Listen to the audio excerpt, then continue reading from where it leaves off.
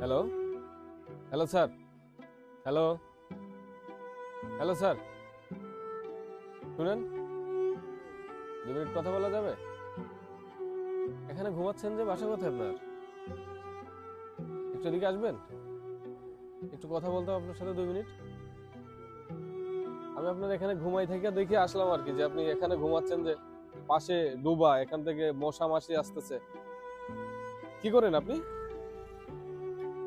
পকেটে কি? বাড়ি কোথায় আপনার? ঢাকাতে?